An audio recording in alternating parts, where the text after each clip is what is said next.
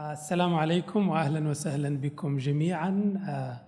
أود أن أشير إلى أن لقاء اليوم سيكون باللغة الإنجليزية تقديرا لرغبة الضيف، وأبلغنا المنظمون بأنهم سيحرصون في اللقاءات القادمة على وجود ترجمة فورية. Good evening everyone and thanks for coming. My name is Hatem Alzahrani.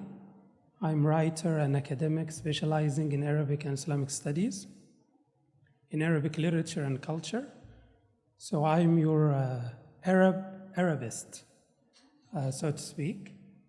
I'm delighted to welcome you all to this special occasion as we engage in this lively conversation about arts and culture and society in a rapidly changing Saudi Arabia. We are extremely fortunate to have with us Professor Leshon Foley. Should we drop the titles? That's fine, Dr. Hatem. Yeah. And I should pause and say that this man has an esteemed degrees, not only from my alma mater, Georgetown University, Hoya Saxa, with that as well, but also from Yale University, one of my nation's most prestigious colleges and universities. And again, I appreciate having the opportunity to share the stage with you. I know we have to make it a little less informal, but I also have to recognize the strength of your academic achievements, your literary achievements as well. And again, meeting you again is always a great opportunity to share new ideas and to learn from you as well. You are too kind, same here, but we will drop the titles in any ways. So I'm delighted to welcome Leshon, and who came with his wife, Mrs. Carrie Foley, all the way from Nashville, Tennessee, to be with us in this evening's conversation. It is my very great pleasure to say a few words by way of introducing Dr. Leshon, although he certainly needs no introduction. So Leshon Foley is professor of history at Middle Tennessee State University. He is a renowned expert in the history and the socio-cultural trends in the Middle East, Southeast Asia, and the broader Islamic world, or Islamicate, to use Marshall Hudson's term.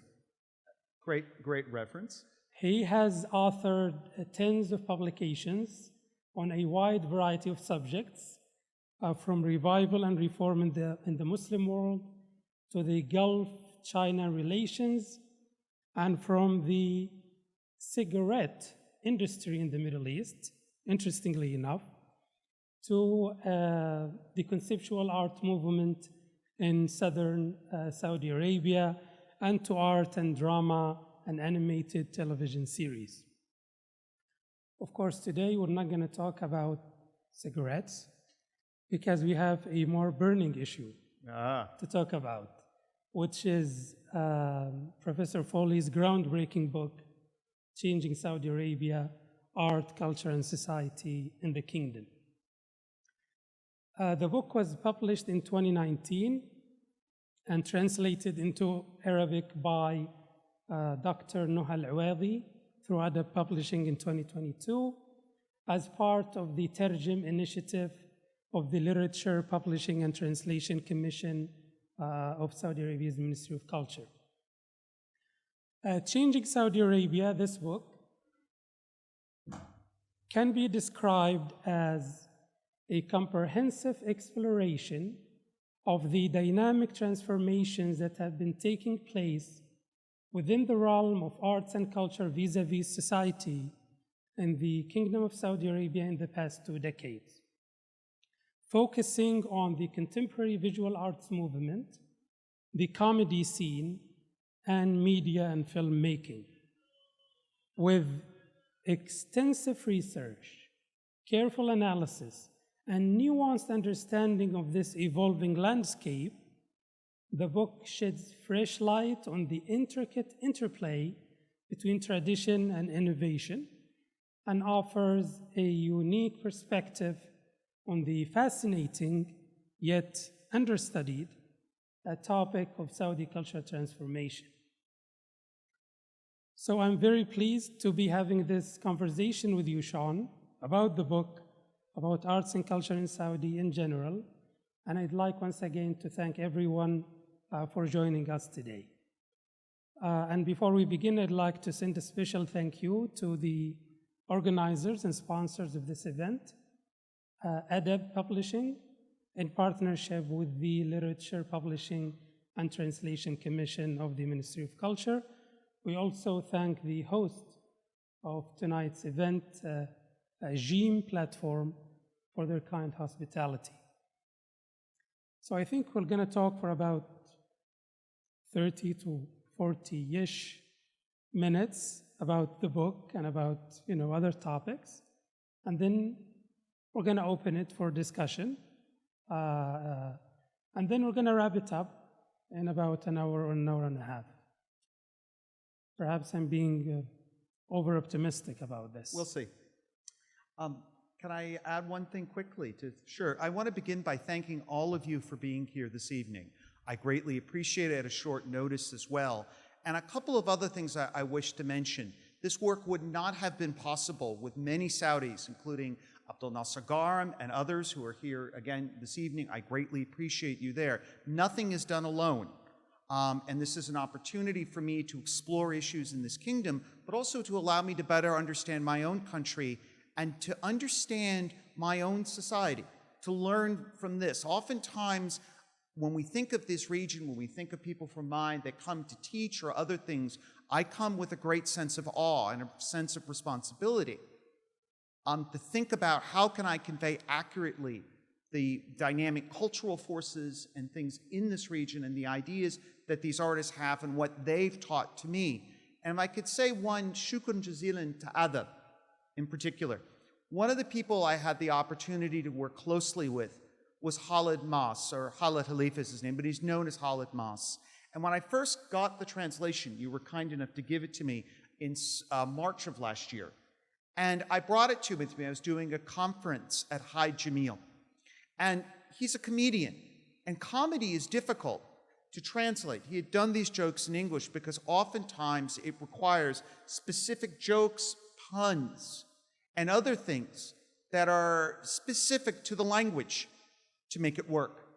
And he opened up the book, Khalid, I gave it to him to look, and he looked at the page with his jokes, and with an enormous sense of astonishment and happiness, he looked and said, "She got it right. They got it right. They got my jokes translated correctly." We should thank Abdurrahman for Abdurrahman for that. I told this story to him earlier, and I cannot thank Adab enough for that opportunity, because it meant that his jokes, things that were available in English, and many people could, but it meant that a wider audience could see some of the things that he had been so kind to share with me, to teach me of things as well, could be to a wider audience. And it made me extraordinarily happy that it got it. It was one thing for me to look at translations one way or another, but to have someone who had read it and got it right, that mattered. I cannot thank you enough for that. Well, this book is the reason we're here today. Indeed. So we should all thank Ada for the translation. I'm going to start. I want to talk about your journey, exploring arts and culture in Saudi. So from hashtag Come Together in East London in October 2012 to Awal Bayt, right, the first ever Islamic art biennale in the Western Hajj Terminal in Jeddah in May 2023. You described the former, which is the Come Together show, and I'm quoting your book, as a life-changing decision that radically altered your understanding of Saudi Arabia. And you described the latter in a text message to me as one that will forever shape your future research, teaching, and understanding of the kingdom and the Muslim world. So can you tell us about the fascinating story of your involvement with Saudi arts and culture from East London to the Western Hajj Terminal? First, thank you for that. And I should note first that my going to that show was almost by accident. A good friend of mine was getting married in Sheffield, someone I met previously when I was in Malaysia doing research. You're talking about the Come Together show. Yes, in thank you for 2012. the Come Together show in 2012. Just happened to be there that day. And I went, and I will never forget being struck by the artwork, Abdul Nasser Gar and by Ahmed Matar.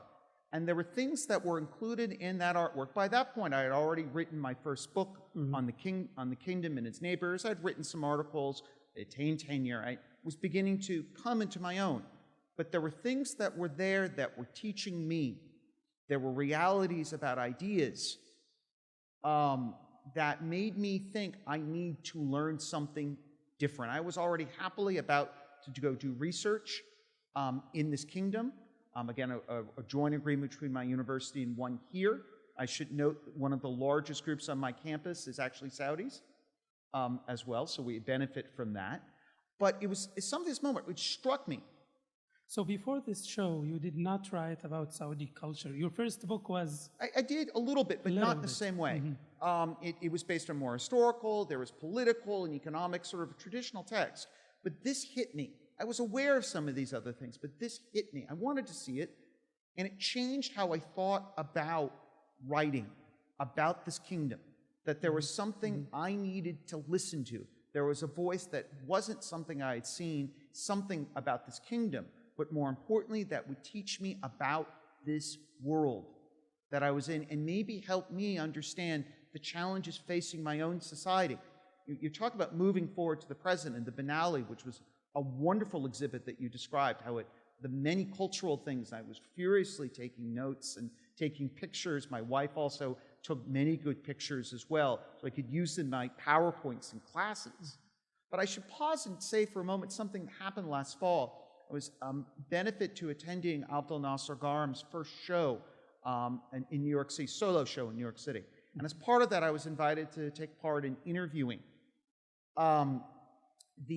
Interviewing for a documentary that's being done on him. Interviewing whom exactly? Abdul Nasser Garam, Ahmed Matar, and others. Saudi artists. Saudi artists. It was about this movement. And one of the questions they asked me was about one of the earliest shows, a little before hashtag Come Together, called We Need to Talk. Now, it's a striking phrase because it was an interesting show, again, in American English, and I'm sure all of you know this. In American English, we need to talk doesn't just mean we have to converse. There is a problem going on. We need to solve a problem. And usually the implication is that you have made a mistake. The person being told we need to talk has made a mistake and you're in trouble. This is not a phrase you want to hear, we need to talk. But I remember thinking at the time that we talked about this, and then they said, how do you translate it into Arabic? And I looked and I thought, oh, I could explain it. And then I looked at the translation, and it was يجب أن يتحاور. يجب أن نتحاور. Yeah, excuse me. يجب أن نتحاور. Yes, thank you. I should have looked at my notes. يجب أن نتحاور. We need to dialogue, to have a dialogue, to have a conversation. Now, that's not a direct translation. That's not something that means the same thing, at least in English. But I thought to myself as I was looking at this last fall, where there were lots of debates, and I was reminded of it recently when we have debates about gun ownership in the United States. There was a major shooting in the city I now live in, Nashville. It made me think of this. And I thought, we need to be able to talk. We don't necessarily have the right words to talk. Maybe we need to talk, maybe not just something that we have a problem, that we need to learn how to dialogue, how two people, even if they don't have the same opinion, even if they don't agree, need to be able to sit in a space like the two of us are and talk. And that was something, again, it reminded me of the powerful images, the powerful things that we needed to learn, and I needed to learn through my writing, to share with other people in the world and my own community, and of course Saudis through the translation, about what that meant. That phrase hit me. And it reminded me again why, of course, I like to come back to the kingdom, because every time I come here, I learn something different. And that's, to me, and again, immensely powerful. Many of the things I should say, I saw on hashtag Come Together. This was a show in London in 2012, were things discussing about the kingdom, its potential future, its potential understanding. And I realized when I came here shortly thereafter in 2013 that I wanted to talk to these artists. And you described that as an early warning system or something like Right. that. Mm-hmm. Right. There's an American poet, Ezra Pound, who talks about that as well. There are other people as well who talked about this, that art can often act as an early warning system, as a way as where society's going, or as more, maybe a little more precisely, as a way of artists imagining where society can go. What are the possibilities that are available to it? Where can we go to solve? Again, Pound talks about this as an antenna, as an early warning system. So maybe going back to that show, how did your scholarship evolve from, witnessing this new trend in the arts and culture in Saudi, and then writing about it, a couple papers, and then coming, to write about the book finally in 2019? How did that come, that evolution for 2019? It took, first of all, a series of steps to do that. But among the earliest things was that meant that when I came to the kingdom, I was going to have to hunt out these artists. Normally, people who write about the kingdom who come here look to political scientists who have many insights, or to economists, or to journalists and others. The first thing it meant was I had to find them. I had to seek them out, to talk friends. One of the things I did was look on social media, begin to talk to different people, see if I could begin building the types of relationships that I would need in order to talk to them. But the first thing was to look at them, look at their art, go find the art galleries that were just beginning to emerge in 2012 and 2013. And then you went to Al-Miftaha in Asir. And Asir, and that meant that I had to go. I'll give you an example. I remember talking to prominent scholars and saying, have you been to the South? And prominent Western scholars writing about the kingdom. Thank you for this help, but you can see I don't do anything alone on this as well. But to have a prominent Western scholars, and I sort of said, have you been to the South? And they sort of looked at me and said, no, we go to the Eastern Province, we go to the Riyadh or to Jeddah. What is there in the South? I said to myself, I better get to the South. This artistic movement began there. I'm reading things about it, limited articles, limited things. I need to go and see, what does Asir look like? What does Abha look like? Why would this movement begin here? And to begin also to think it was a puzzle. It was something different. These were artists, many of whom were doing things other than being professional artists. And they were also beginning to think in terms, I could begin to term and how they were organizing their art. I'll give you an example. When I would meet with them, they would begin by asking me, what do you think of your art? And I thought to myself, okay, that means I need to start thinking. What do you think of our arts? Or my art or our art. And that began to say, okay, that means something. Or maybe it was a question about the definition of it wasn't just what does art mean? But remember, I come from a society where the artist is the one who produces the art in a sacred place, in a special place, brings it to the world, and shares it and says, this is what it means. When a journalist interviews an artist, they ask them what they mean and what they think. The first question I had is, what do you think about what you're seeing? And suddenly I began to have to think, what is going on here? What am I thinking? What does this tell me about the larger world? And I should note, I was at least partially programmed to do so. My father's a poet and a writer. My grandfather was in theater in America in something called vaudeville. So I had this natural inclination to do so.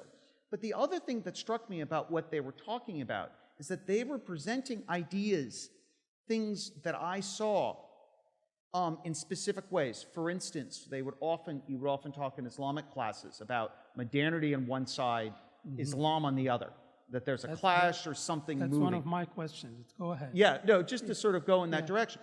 And the artwork I was seeing was suggesting maybe those oppositional forces, those ideas, can exist in the same space. And when I looked at that, I said, I need to think again about what I'm doing. I need to think about what those ideas are. And as I began to write, one of the things I didn't know when I arrived in the kingdom was that there were connections. For instance, I remember visiting through a friend Telfaz, the studios of Telfaz. And I didn't know, I talked to some of the artists, Manal Dawain and others. That also meant, by the way, not only traveling within the kingdom, but going to Dubai and other places.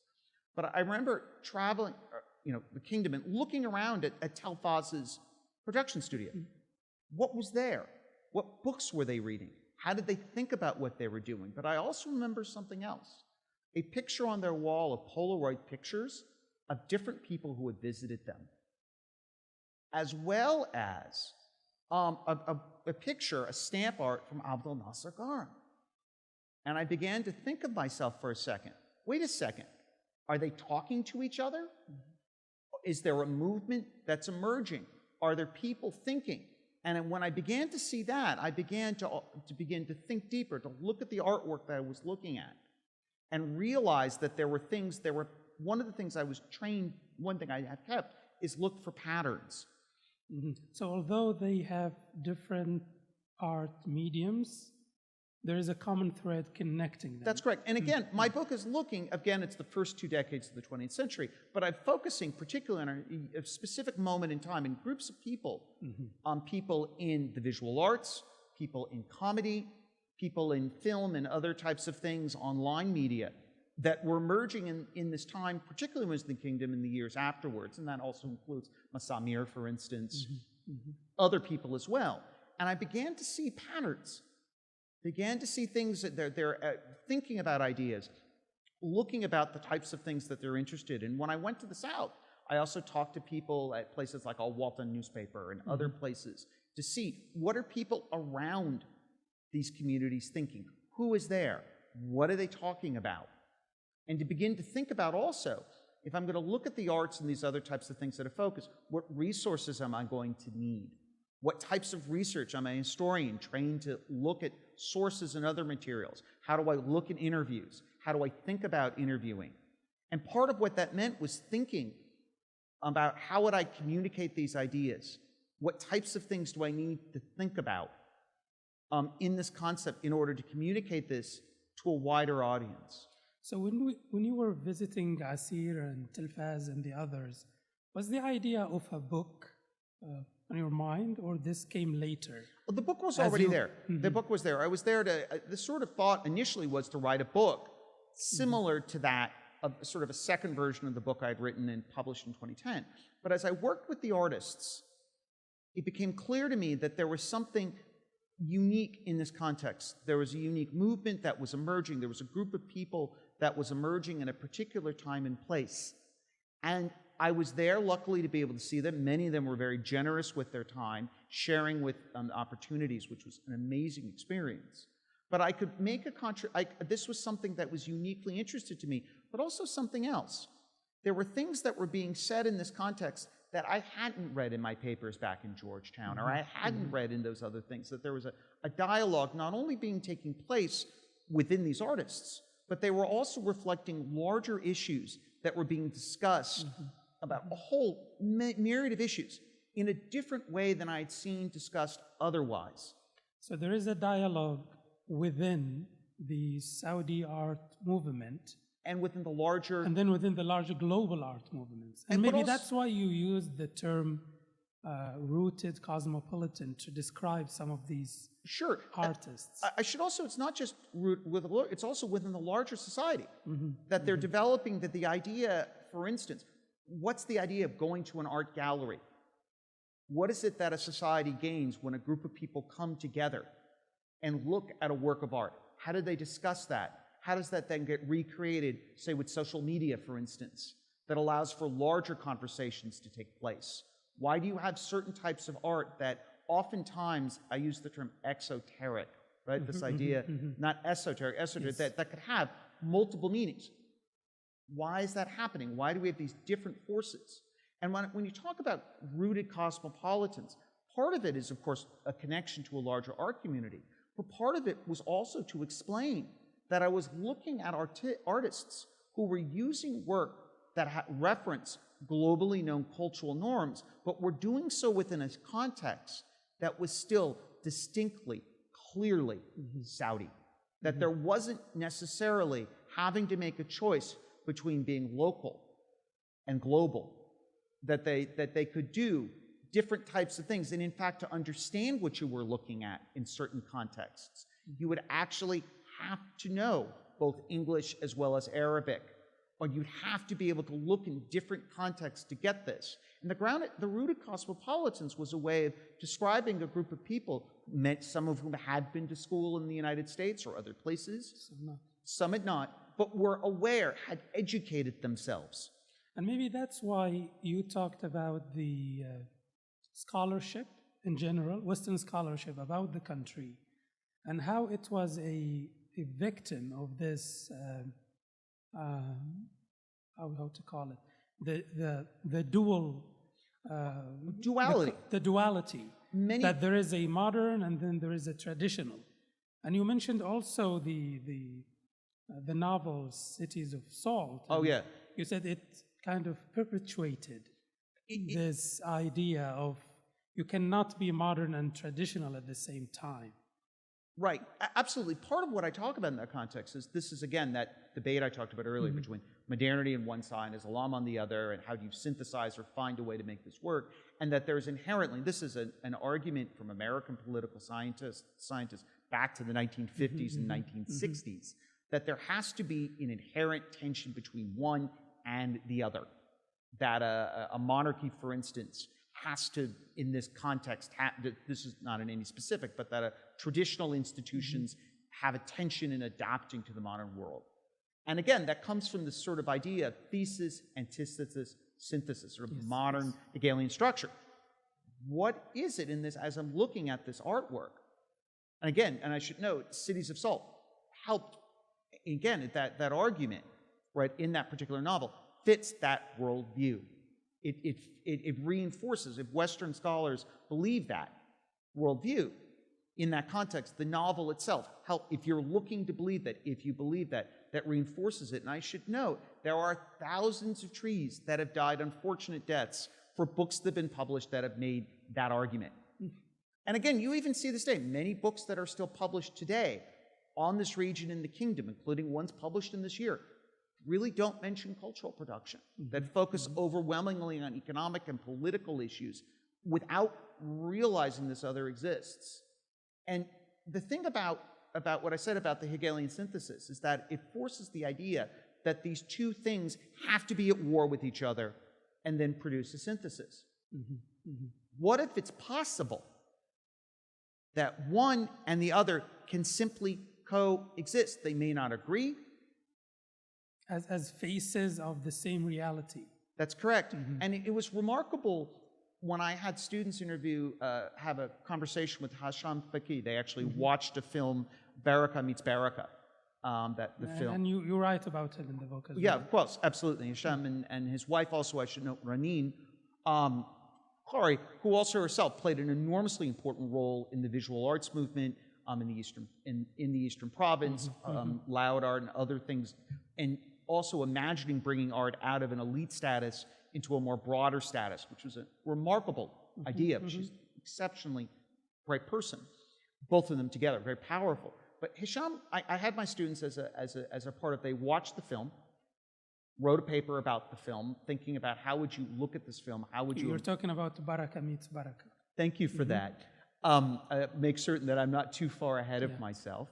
And then they wrote the paper, they turned it in, and then I had them have an opportunity to speak with Hisham. He was very kind at this point to have them speak. And it was a marvelous moment because one of my students saw the film and saw some of those tensions in the film. And, or at least that's what they imagined, and asked Hisham. Now this was before the book was published. Hisham had not seen the manuscript. And he effectively articulated in slightly different words what I just told you. And to me, it was an extraordinarily proud moment for me. That's why you quoted him. Yeah. Not only quoted him, but remember, the book was going into, this was late 2018, so it was going into production. I hadn't showed him that portion in he knew what I was talking about, we had spoken. but it was remarkable that he said it with effectively those words. And it made me deeply proud, A, because we were thinking along the same wavelength, but it gave me hope that at least for him, I communicated correctly what he was thinking. And also something that my own society, that has tensions between various perspectives and points of view, those perspectives, maybe we can learn something. Maybe we have to think about how do we deal with those issues? How do we often assume of a single reality. Maybe we need to learn from this kingdom.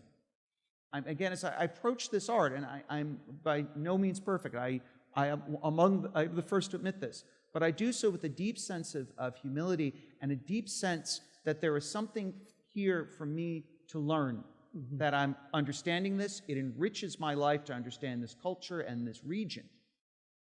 But it also gives me an opportunity to learn about where I'm from and to make both me and the world around me better.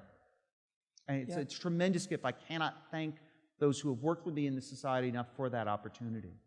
Yeah, mentioning the tension, I remember the article by Dr. Saad, Tension in the House, which you referred to in your book. Maybe we're going to come back to that later. One of the most interesting aspects of the book is that it gives enough space for Saudi artists to participate in what can be called the knowledge creation process. They take active roles in creating the meaning and interpretations of their works, and thus the conclusions of the book at large. This is not usually the case in publications about the region. Usually there is this tendency of what some call academic tourism.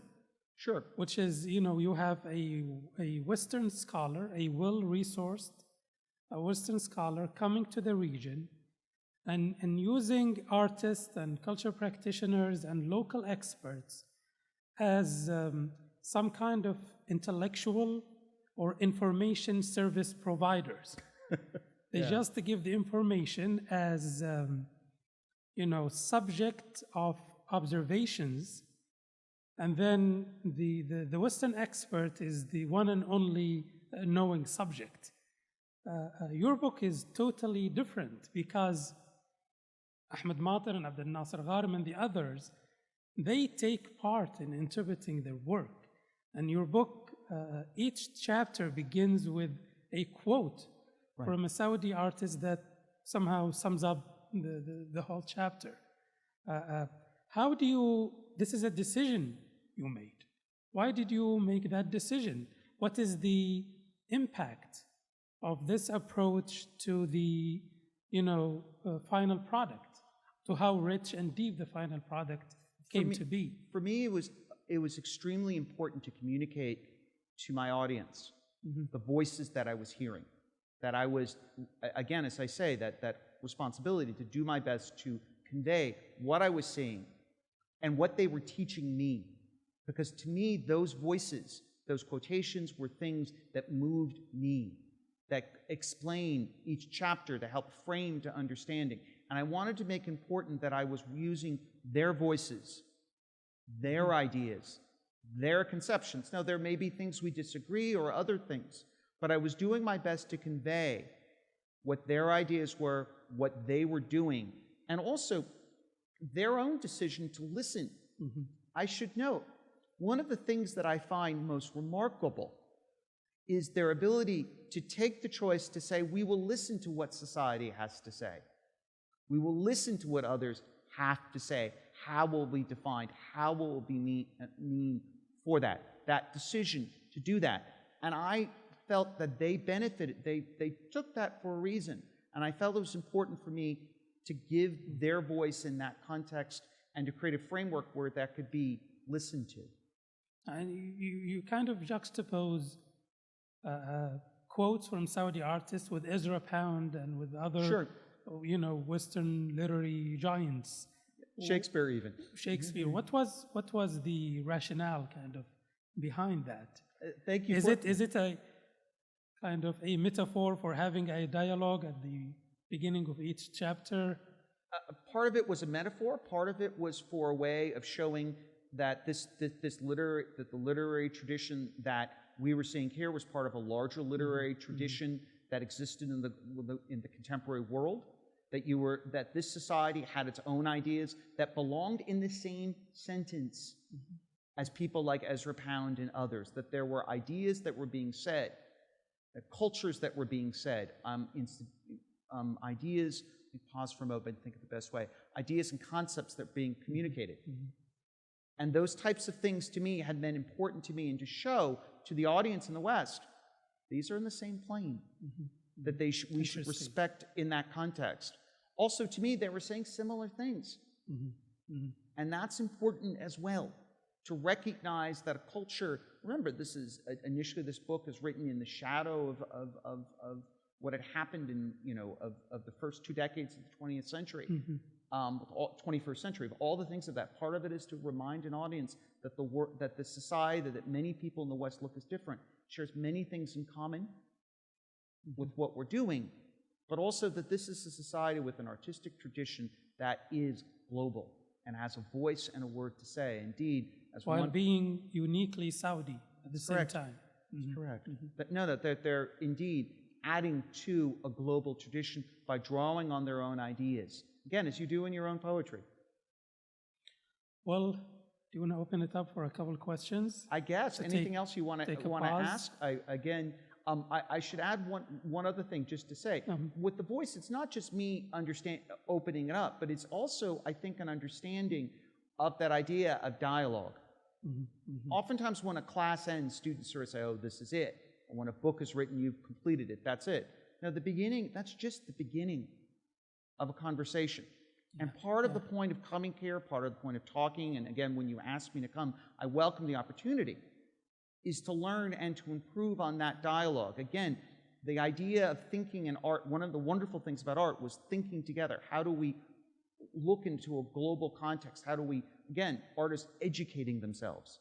One of the things that's extraordinarily striking when I've talked to younger artists here is how they are so aware of the artistic history and tradition. This is one of the greatest artists. This is another type of person. And they're able to move in multiple directions. Something that's important. Any comments, any interventions, questions about what has been said so far?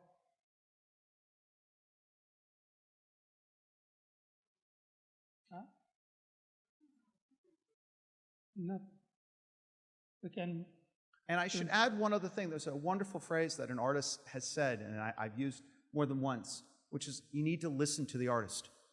That the artist is. And it was the title of the. And again, artists are often seen as figures who are sort of solitary figures, oftentimes, and other things, but they often are connected to wider trends in society, have this ability. And if we listen to what's being said, to listen to these voices, we can hear things that it's not just their individual voices talking. You hear the voices of many more, that they're able to articulate that. You call them not only connectors, but networked or organic intellectuals. And when I think about organic, it's that they're built in to the foundation, that they're listening, they're producing art.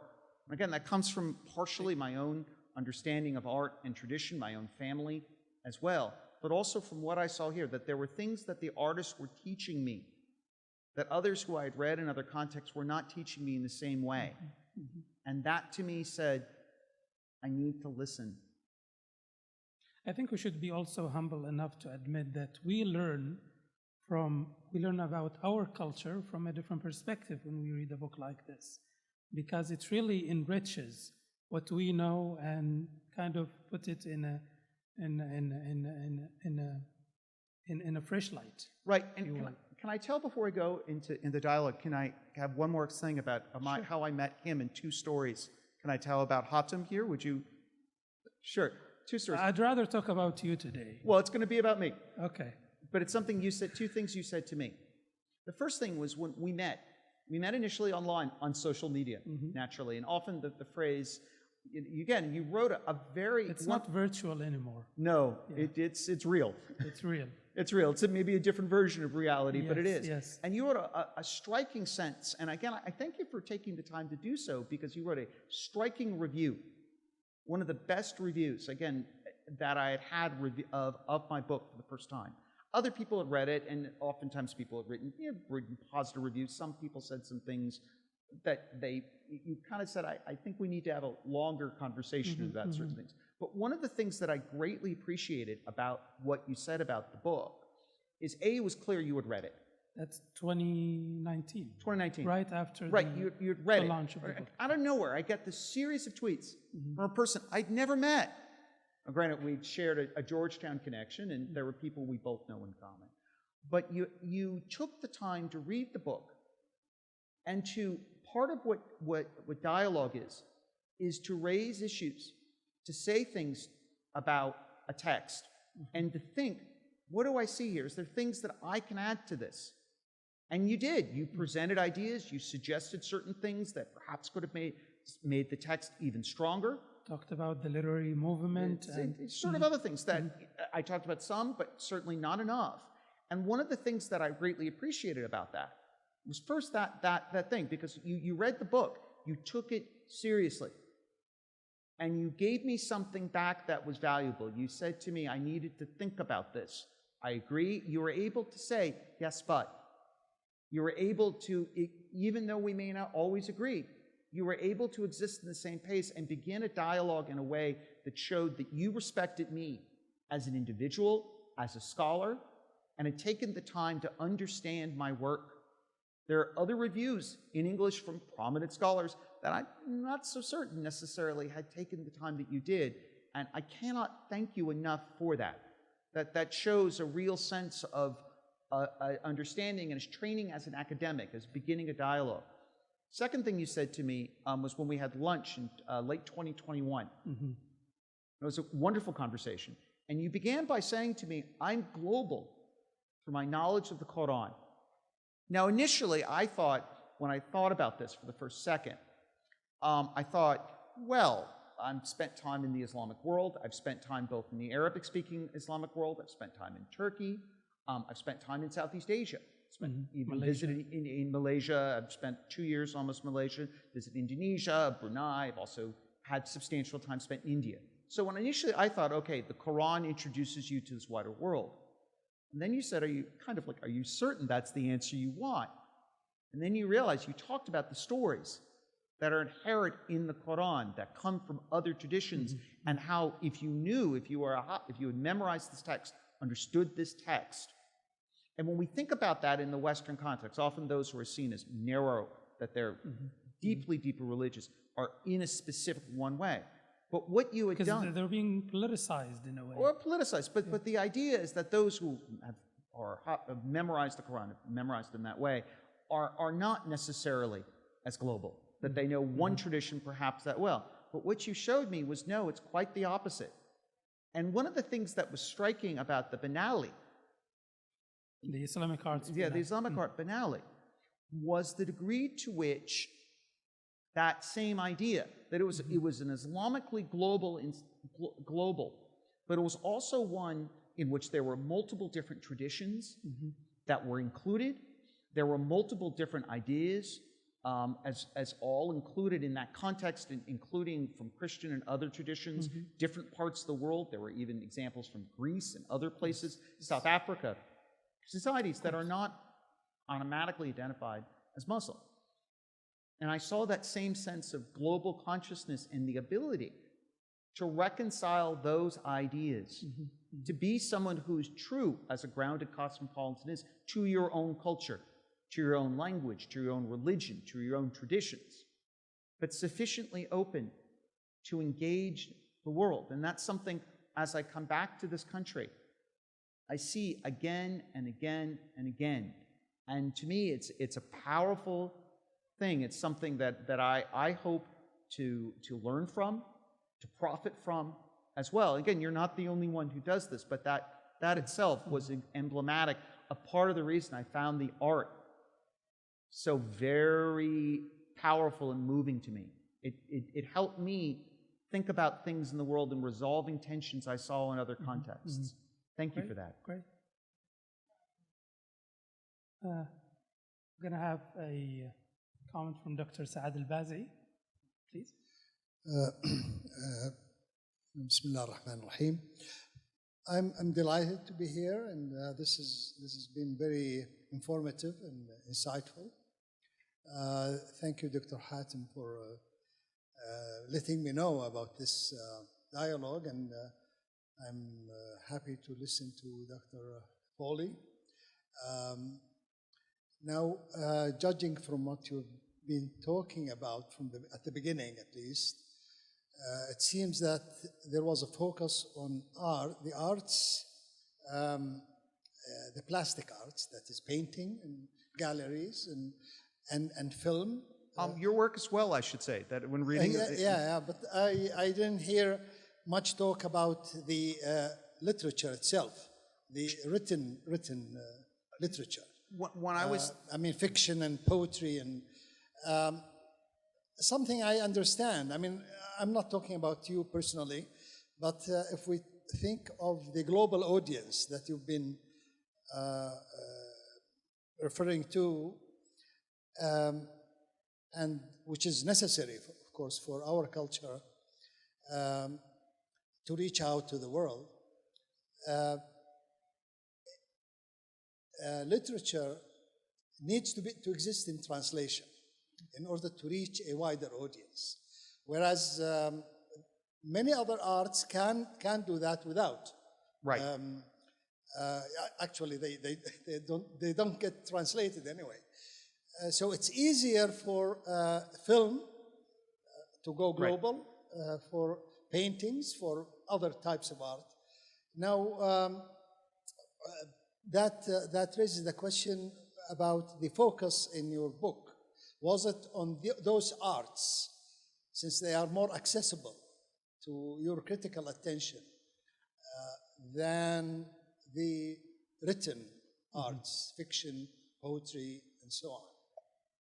Okay, let me pause first and say I actually didn't answer a question he actually asked me earlier, so let's begin first. Of course, my question indicates that I haven't read the book yet. Oh, that's okay. That's unfortunate. Okay, that's okay. Let me answer first a question. You had actually asked me how I've been interested in arts and literature before. That's actually, I should note, I'd actually, for instance, the previous book actually used Girls of Riyadh, for instance. That was actually part and parcel of that. When I looked, for instance, when I was doing initial literature, your work, for instance, and other works on translation into Arabic, for instance, was part and parcel of what I immediately looked at. And I had to, because part of the conversation, I'm a son, so when I spoke with my father, who is a poet, one of the things my father asked me about was, what does the poetry look like? What are the types of things that are interested in?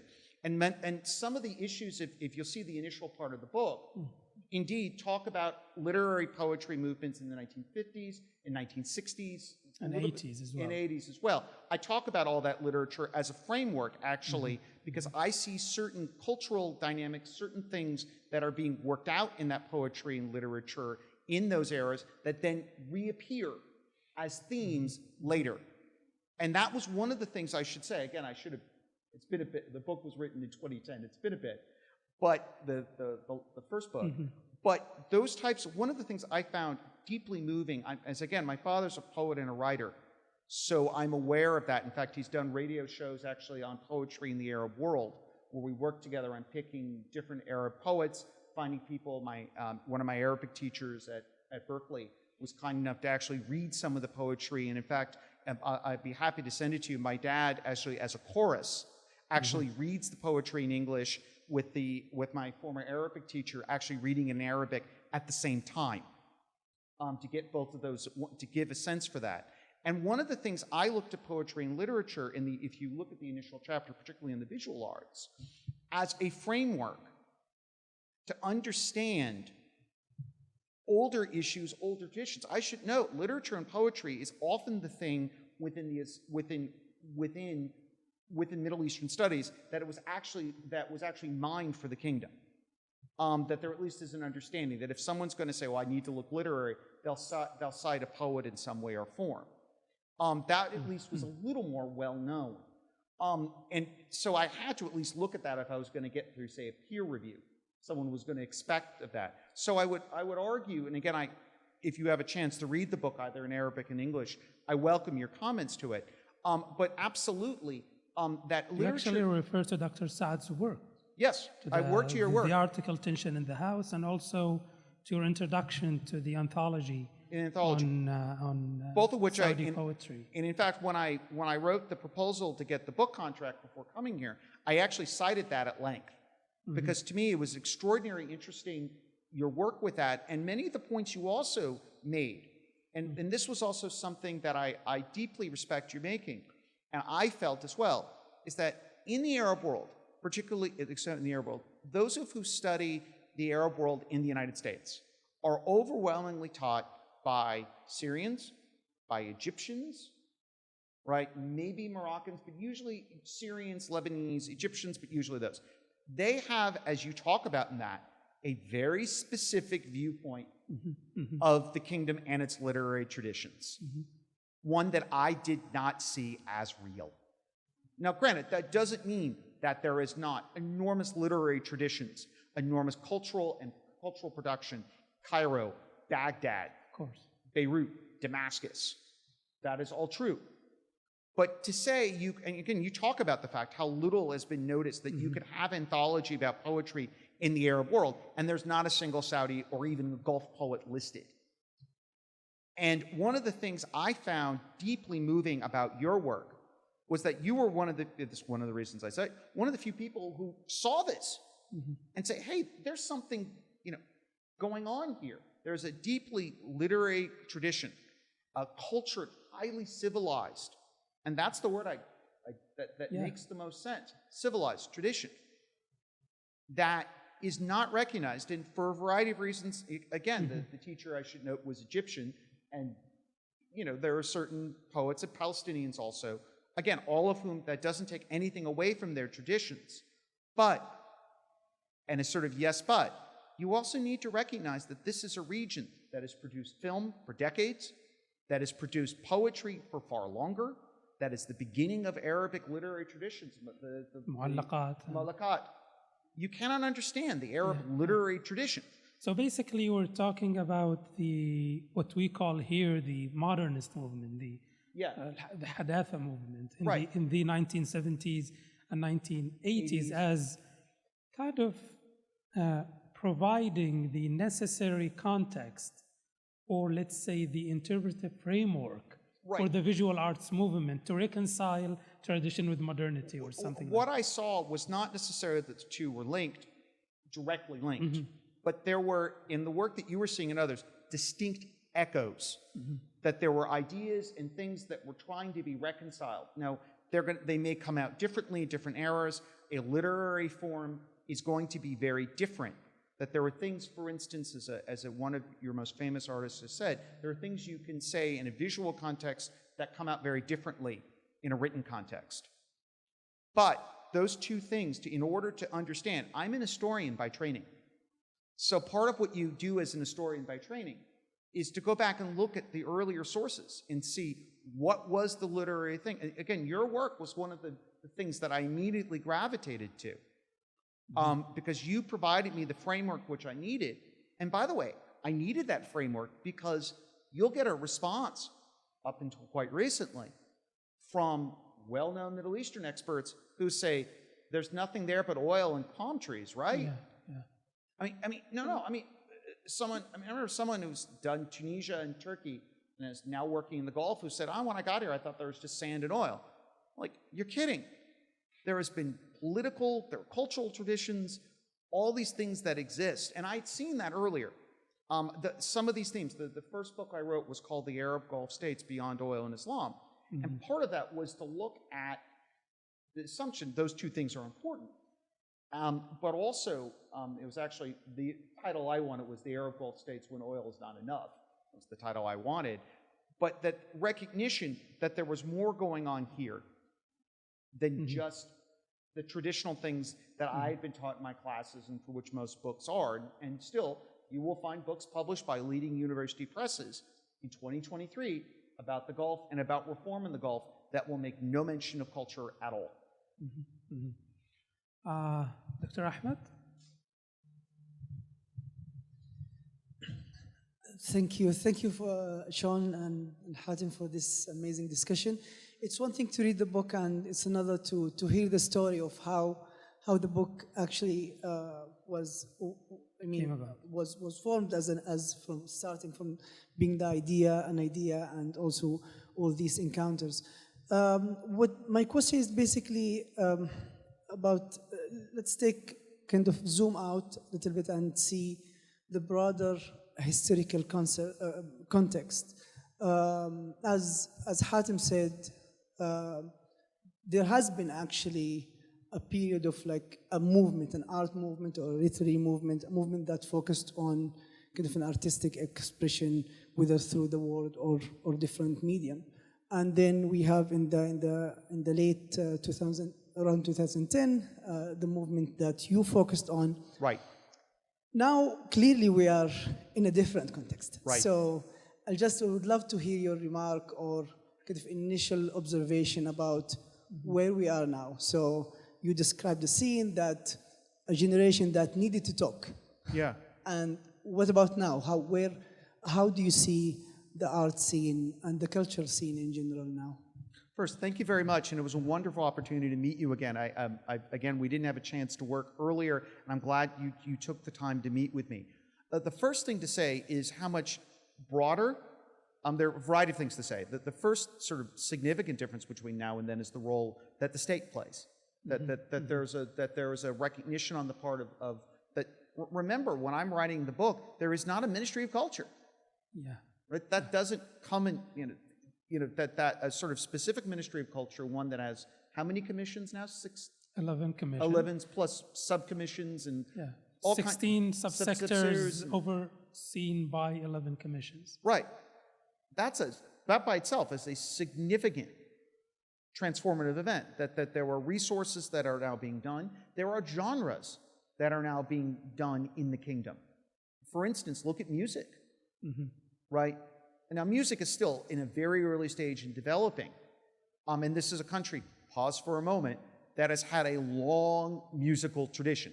Muhammad Abdul and others go way back, and in fact, I spent plenty of time in the initial part of the book talking about those.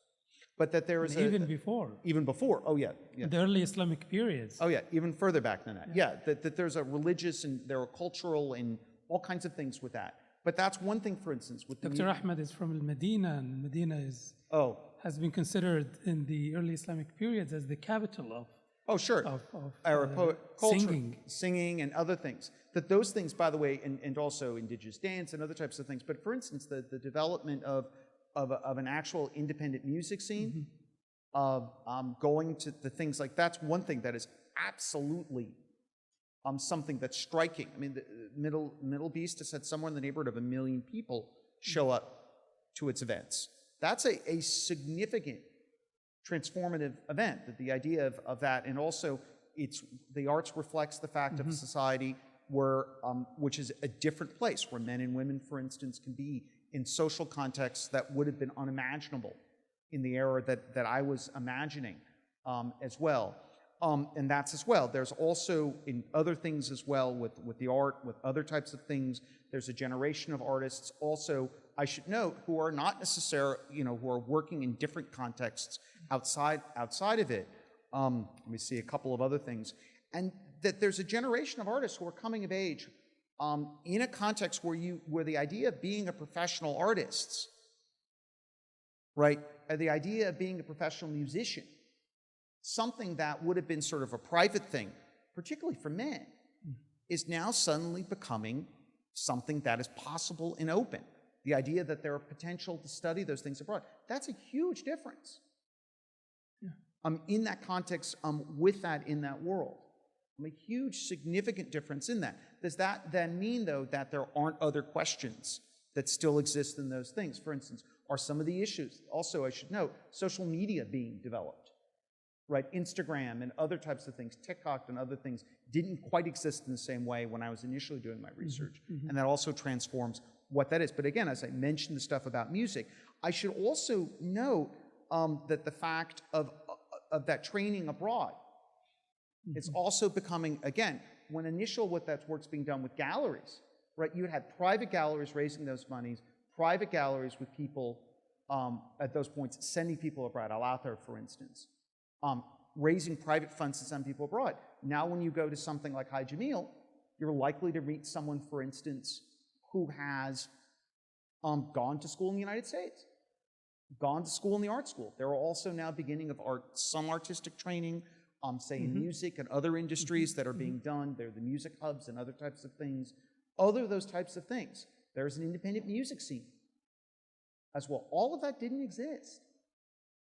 So maybe this is in terms of the new opportunities that the new cultural transformation offers, but what are some of the challenges, especially in terms of the, back in the days, discussing any taboo issue would be a breakthrough. Right. Now when everything is open, would that translate into a more focus on the aesthetics of the artwork more than, social tension? Because it's not there anymore, but it cannot be compared to the things before. Well, there are new questions that have to be explored.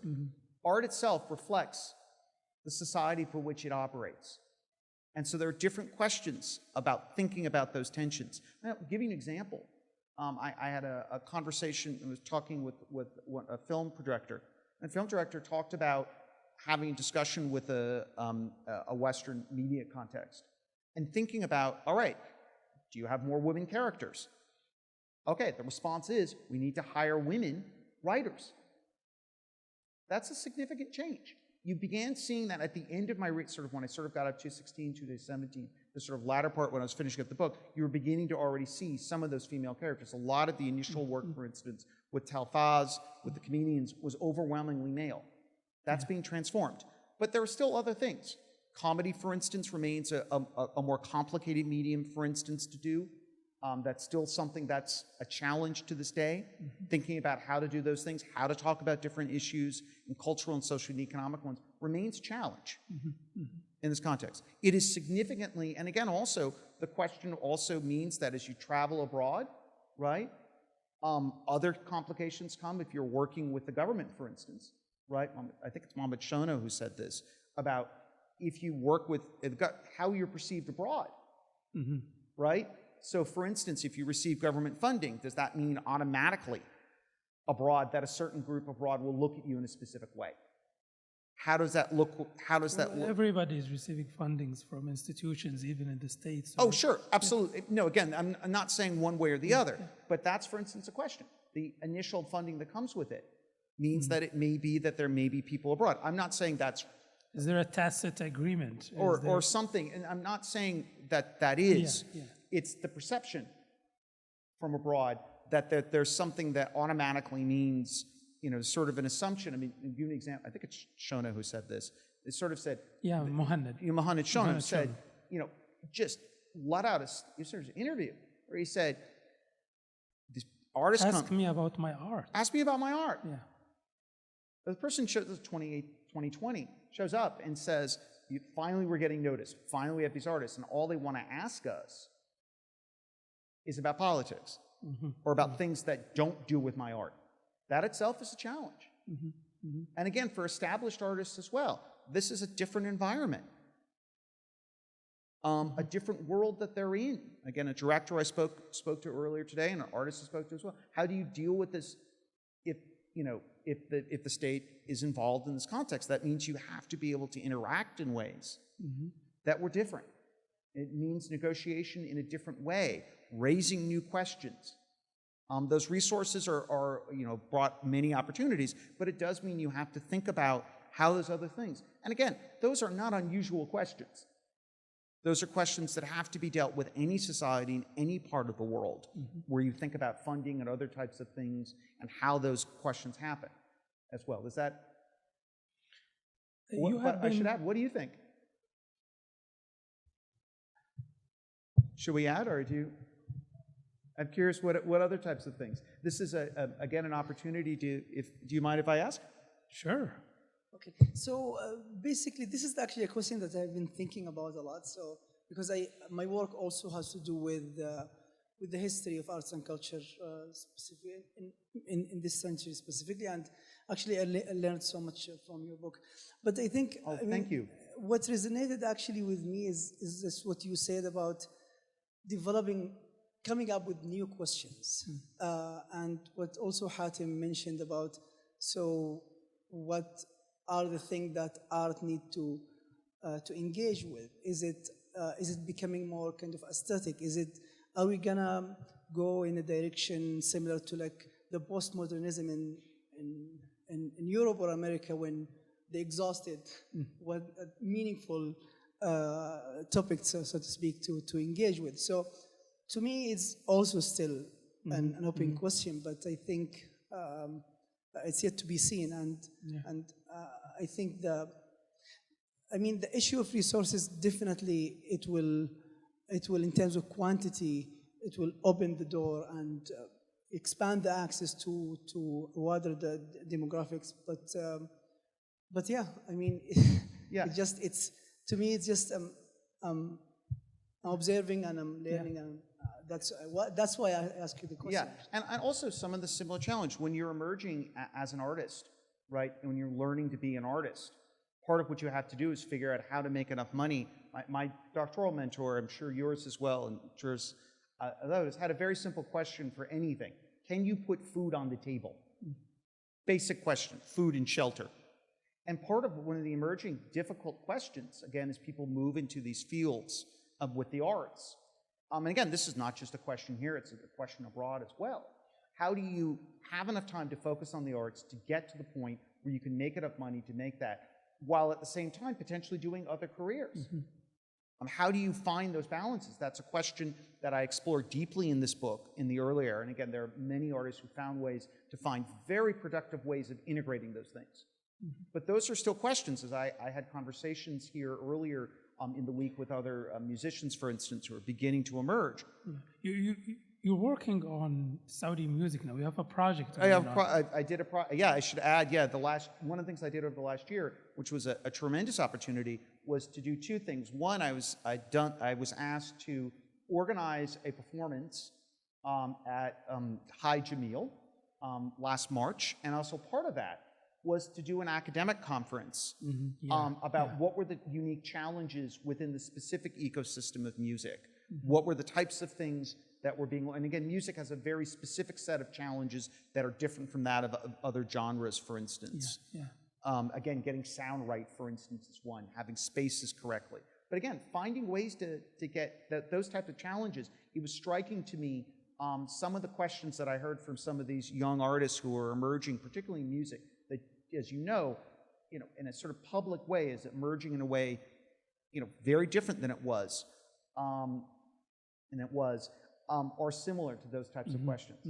How do you put food on the table? How do you make, example, talking to one person who had an opportunity to travel abroad, really important opportunity to travel abroad, but the person is a teacher. And that opportunity to travel abroad was at the exact same time as that person is having to give final exams. As a teacher, and I'm sure you know with your doctorate, that's not a good time to leave town, is it? So maybe because we're running late a little bit, I'm gonna come back to you in a minute. You have been visiting the kingdom for the past 2 decades or so, and you have visited Saudi 3 times in the past year and a half alone. 4, I think, yeah. Or 3 or 4 times. Maybe you did not tell me about one of them. No, you've aside from interacting with artists, you're interacting with, Saudi people in general. You're visiting places. You're having a first-hand experience of what it is like to live here in Saudi Arabia. How do you see this contributing to a more nuanced understanding of the society and of the artistic movements coming out of it? What would you say about it? Well, the first thing is I should say something that I feel deeply, that where we are is one of the center points of where the future will be. The future not only of this kingdom, again, Riyadh is important, it's not the only place, but it's very important, but also this country will be enormously important and the ideas and the cultural production out of it will be enormously important to the Arab world, to the wider Middle East, and also to the wider world. Not just because of this is a center of the node of the global economy because of oil, but because of the center position you have in the Hajj, in the Muslim world. Symbolically. Symbolic, but also this is a country that matters, that people around the world are aware of, that they're interested in, and that they're thinking about in various ways. And you feel this is a center point of the future. Part of the reason I come here is I recognize this will be a place that will have an enormous say over what the future will look like. And the cultural decisions, the cultural ideas made here, I need to understand as an American, as someone interested in the world, because those decisions here on a local, on a broader level, and as I've been here since 2020, that is a feeling that has grown in me more and more. That there, and again, the changes, one of the reasons I've come so often is because I see changes each time. I fear if I don't come, I'm going to miss something. I'm not going to understand something in the way that I need to understand it. Not being able to convince, if I'm going to say that I know something about the kingdom, I need to be here and hear it. Yeah.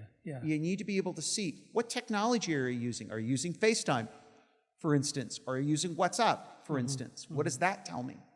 In a specific conversation? What are the types of ideas? And you see also people developing over time. Friends also outside of a good friend of mine, for instance, good friend of another good friend of mine is now running a construction company.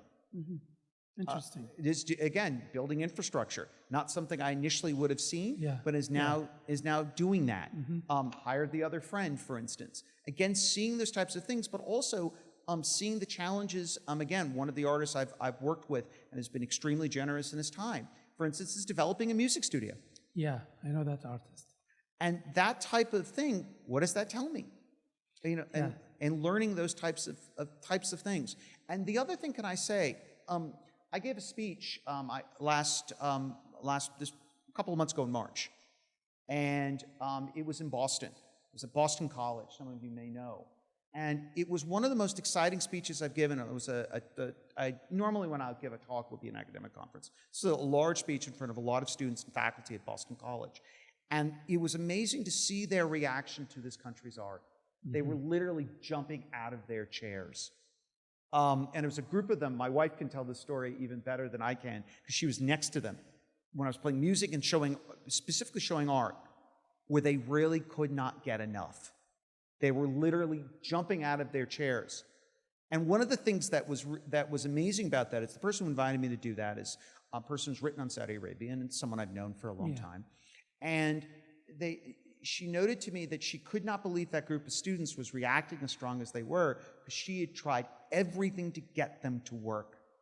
And so much so, I've given lots of public addresses in many different parts of the world, from places as different as Beijing, as New Delhi, as Australia, Germany, you name it, Europe, you name it. And it was the first time I had to pause. They were so jumping. I had to pause and say, look, I'll share this information with you. I'll tell you who... Calm down. Not calm down. I recognize your energy. I recognize your passion. I want that passion. Right? Interesting. Jean, you know the story with Jean Cocteau, where he's asked, what would you save if your house was burning down? Sort of simple question. Does anyone know what he said?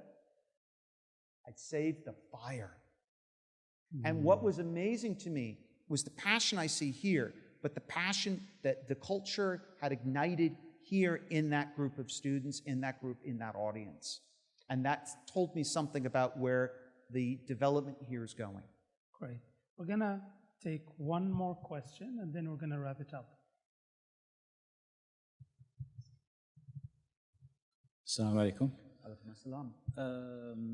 Just wondering, since we are talking about the book and you're going to sign the translated book, I'm just wondering, I want to ask a question about the process of translation. How was the process? How do you credit the translator for it? I mean, how long did it take, and so forth? I just want to know this piece of information. Also, you mentioned, Ezra Pound. Sure. And I know for a fact, because I'm an English literature student, that Ezra Pound and T.S. Eliot and W.B. Yeats were focused more on South Asian, East Asian literature. Sure, absolutely. And it's interesting that for them, they didn't go to these places, but they took these kind of information through translation. Right. But for you, I think I can see the parallel here is that for you, you came here to Saudi Arabia and you took first-hand info about the culture change that the Saudi kingdom is going through. And you went to south of Saudi Arabia. And the north and the east. I went everywhere. My wife, who I thank for being here and thank for traveling with me, we went everywhere from Tabuk to Jeddah, to the Eastern Province, to Najran, to Jazan, you name it. Did you go to Labaha? Because it's our region. Yes. Labaha? No. We get We'll to have that? to invite you. Have to. You have to. Niskin. Off one. Next time. And this was just a comment and question. Since you said that your book covers until 2017, I think you said? Somewhere in that area, 2018. Yeah. So will there be an update since the changes? So much has changed. Yeah, so much has changed post 2018. So I'm wondering if there's an update for it for your book. Thank you very much. Okay, so let me get this. Make sure I'm getting this right. First, we'll talk about. You want me to talk about translation? If we can, in I'll 1 do it minute quick. each. What translation? The process. I'm going to expand that question a little bit. Okay. You can talk about the process, but also how do you see the availability of your book in Arabic contributing to bridging the gap between Arabic and English scholarship about Saudi culture, but also about the region in general? Okay, translation, and what was the other part again? Update. Okay. We'll do my best to do that. Okay, first, one of the things that was most striking to me about translation in general, up until quite recently, and I haven't, in the last decade or so, there were more annual translations done into Greek than there were done into Arabic. Mm-hmm. That number. And one of the things that I'm really happy about doing is beginning to help that process. That process is extremely important to have that translation, because it means my ideas get to a broader audience. That doesn't mean that everyone's going to agree with them. That's okay. But that also means that ideas that I get can reach to a broader audience, and that makes my scholarship better. Mm-hmm. That means that I can have different people talk to me, engage me, give me different ideas, and make me sharper to realize, did you see that? Again, as my colleague did here, did you see this? You need to do this. Shukran. Thank you. Mm-hmm. Let me see something, or have you thought about it in this way? And the translation allows to bridge that gap and to create an opportunity for Arabic, which has an enormously rich tradition, which I should note in translation has enriched the Western tradition. Of course. Without question. That's the first thing. For an update, yes, I am working on I have an idea for a second book, thinking of calling it The Saudi Dream. Mm-hmm. You have also been writing about that in articles and in other publications. Yeah, yes. I should note that there is a second book I'm developing, sort of putting those ideas together, talking about culture. I'm talking about wider ideas of culture, so I'll certainly have to look at poetry. Of course. Certainly we'll want to think about music, but also want to look at the new visual artists who I've seen, some of the people who didn't get into the last book who need to be into this book. Also look at literature, some other people as well, in a broader context, calligraphy, other types of things, all will have to get into that as well. And also to be done within the context of the transformation that is here, to see also the types of people who have had those opportunities, where they're going, how are they negotiating this new world that's different, how are they thinking about those types of things. Why is it, for instance, that Netflix now has both Talfaz as well as Masamir? What are the contexts by which both of those are using? Yes. And what are those worlds that are there? That's something. I should add, I've also not stopped writing. If you want to look at me, www.seanfoley.org. I have my articles up there, so you can take a look at the types of things I've written, for instance, on the Gulf's new sound. I've written a piece, I actually wrote a piece on the man right here. I've also done other articles. I have a piece that I finished for the speech in Boston that will likely will get published as well. That includes Hala as well, people who work for Garam as well. And you have written an encyclopedia and I have entry on Matar, and I have another one coming on Garam. Hopefully they get that out sooner rather than later.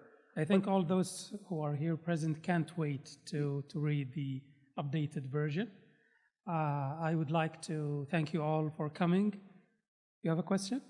Okay. So, thank you, Dr. Sean, and thank you, Dr. Hatem, for the wonderful conversation. And I haven't read the book, so apologies if I'm asking about something obvious.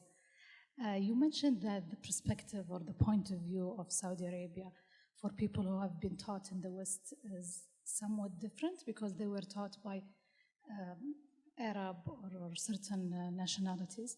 So my question is, what are the main things that you found different than, like in the view being taught in the West versus your experience here? One of the things, that's an excellent question, and one of a very complicated one. I'll do my best. Can I mention my wife as part of this as well? One of the things, nothing is done alone, and one of the people who has been an expert reader for me, is my wife, but also she lived with me here. And one of the things that was absolutely essential for me was her to be here because she expanded, she actually worked with, she worked as well with Al-Naqda, thank you, as well when she was here, but had her own shilla, her own network of women. And one of the things that we have an opportunity to do is talk to them when we come in. It's remarkable coming back over the last couple of years and having her talk to them about where they are. And again, part of that, one of the things that when I got here, and I realized very quickly, when you are in the West, individualism is absolutely central. You have it your way, right? Think how many different types of things are advertised. We're bombarded with it. Have it your way. And you're constantly taught you need to think about yourself. One man, one vote, in that way. If I was going to understand this society, I could not understand it if I took that worldview. Very quickly, I had to think about the fact that I would live. Again, I'll give you an example. My wife, for instance, we traveled to different homes as we began to develop a circle of friends. And the realities in different homes might be different. And she asked me, she said, what's the rules? I'm an expert, I should know, right? And she looked at me, that was a good question. I said, we're going to have to figure it out as it goes along. Interesting.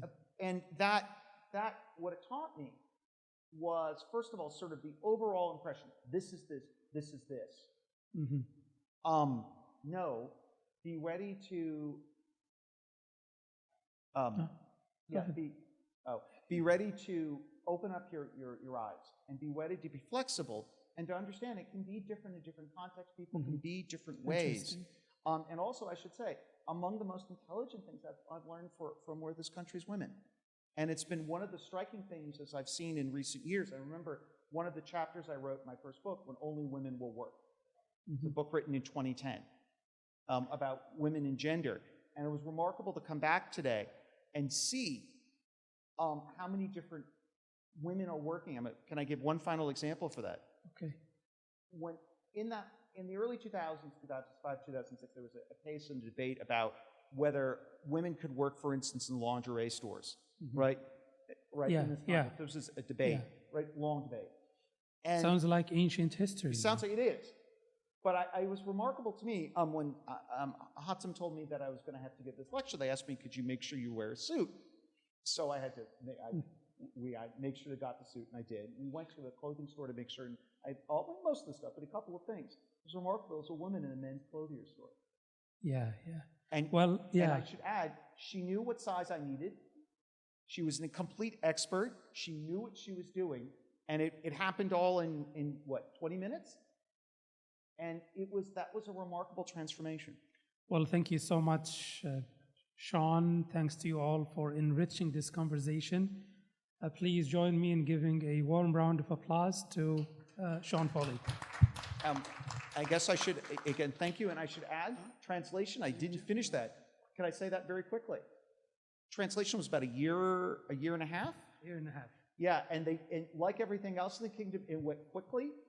In the spring, I actually had to, it went smoothly, but I had to say, because this was back in 2021, when we were second or third semester of COVID, so I was still working extra hard with that. And I remember having to say, could you let me get this done? Could you let me get this done? And they were wonderful about it, and we got that through. It was an amazing process to get through. Excuse me, you can read the English version. You should read the Arabic, because there is a new introduction about, you know, the what's going on, the new transformation in the past couple of years. Could you please go to the signing table? Yes, of course. We will have a book signing. نرجو عدم المغادرة. كل واحد له نسخة.